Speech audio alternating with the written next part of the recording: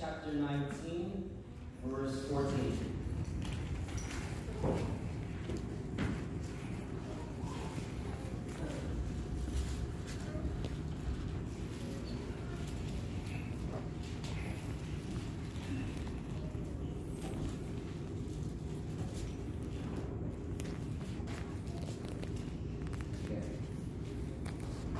And it says, "And Lot went out and spake unto his sons-in-law, which married his daughters, and said, Get you out of this place, for the Lord will destroy this city.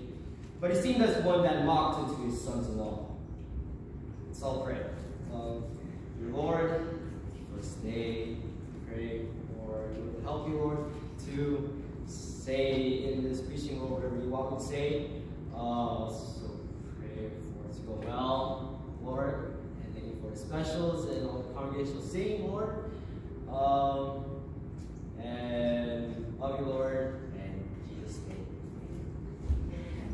Okay, so what's going on in this verse 14 is Lot going out to his relatives, sons-in-law, maybe uncles, aunties, and telling them to get out of the place as the city of Sodom is going to be destroyed. But instead of heeding his warning, instead of going and following whatever he's saying, telling them, it seemed to them as he was mocking them. It seemed as he was joking around with them. Now, what this preaching is going to be about is, the main topic is, some Christians today have become ineffective in spreading the gospel.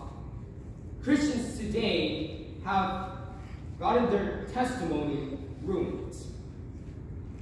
So, how did Lot get into this place in the first place? Going back to Genesis chapter 13, verse 5, it says, "And Lot also, which went with Abraham, had flocks and herds and tents, and land was not able to bear them, that they might dwell together, for the substance was great, so that they could not dwell together. And there was a strife between the herdmen of Abraham's cattle, and the herdmen of Lot's cattle, and the Canaanite and the Perizzite dwelled in the land. And Abraham said to Lot, Let there be no strife, I pray, between me and thee, and between my herd and thy herdmen, for we be brethren. Is not the whole land before thee, separate thyself, I pray thee from me. If thou wilt take the left hand, then I will go to the right, or if thou depart to the right hand, then I will go to the left." So, what basically is going on right here is, since Abraham's men and Lot's men are fighting over whose land is which, they decided to just part ways. Abraham says, "Lot, you choose wherever you want to go. You choose right, I'll choose left. If you choose left, I'll choose right." So, continue on to verse 10, it says, "And Lot lifted up his eyes, and beheld all the plain of Jordan, that it is well watered everywhere, before the Lord destroyed Sodom and Gomorrah, even as the garden of the Lord, like the land of Egypt, as thou comest into his Lord.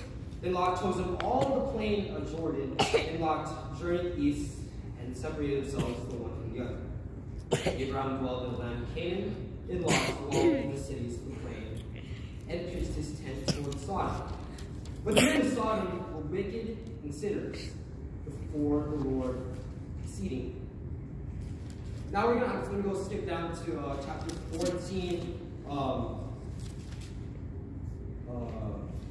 Chapter 14, as I'm just going to focus on the story of Lot. And we see here in chapter 14 that there's a war or dilemma going on between two kingdoms, and Lot, as he is near the place of Sodom, gets caught up in it, and where he is then captured by the enemies. And then Abraham then has to go and get him back, as in verse 14. "And when Abraham heard that his brother was taken captive, he armed his trained servants born in his own house, 318, and pursued them unto Dan. And he divided himself against them, and he and his servants by night smote them, and pursued them unto Hobah, which is on the left hand of Damascus. He brought back all the goods, and also brought again his brother Lot, and his goods, and the women also, and the people." And after that, you don't really hear anything about Lot until in chapter 19. where it says, "And there came two angels to Sodom that evening. And Lot sat in the gate of Sodom, and Lot, seeing them, rose up to meet them. Can I video? And God himself with his face toward the ground, and he said,